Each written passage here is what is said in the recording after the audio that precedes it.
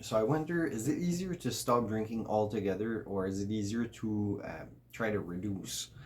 What happens is like people over their lifetime they tend to develop habits or drinking patterns, and they stick to them.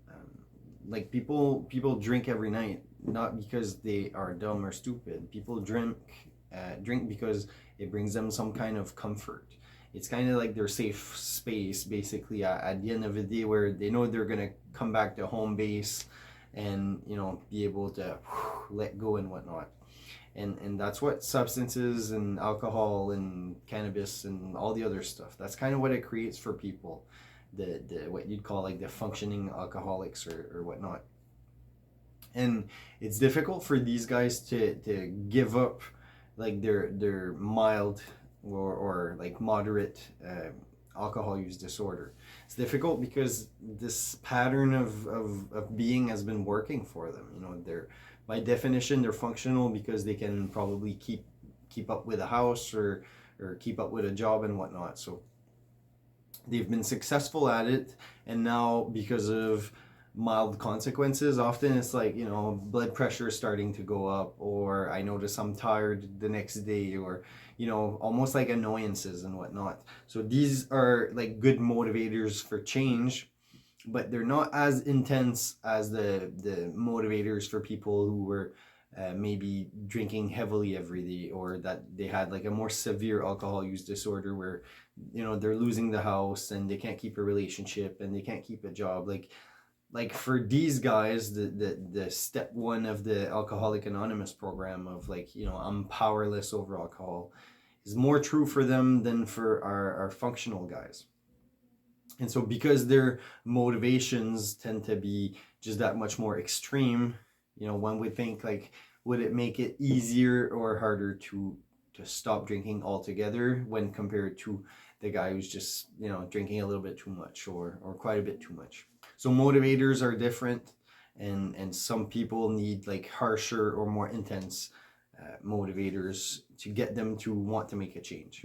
That said, though, I don't think it's impossible for people to reduce how much they drink, or cut some days off, or things along those lines.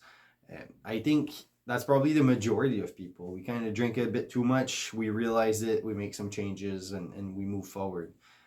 It's easy to think when you talk about like reducing alcohol use to start thinking about like severe alcoholism, and that's like a minority of cases. What's much more common is exactly that pattern of drink too much, realize it, make some changes, move on with life.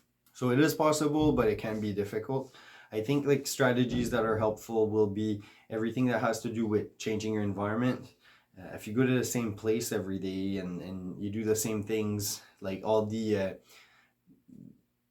accoutrements, so to speak, will join into what you're doing. So if you sit in front of the laptop every night and watch YouTube and have some beers, if you sit down at a computer and watch YouTube, your desire or cravings for beers is going to pop up for sure. That's very reliable, actually. And so changing the environment, changing the routine, like being in a different room, or doing something different, may be worthwhile to try to really switch up that kind of habit loop that you find yourself in. I think substitution might be worth your while to check. So probably not just substitute for something that's also bad. It'd be best if it's something that's either neutral or even good.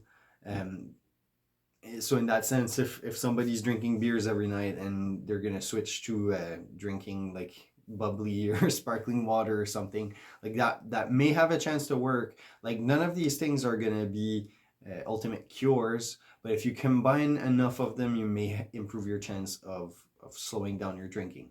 So you think of like changing your pattern of being, you change your location, you add some substitutions.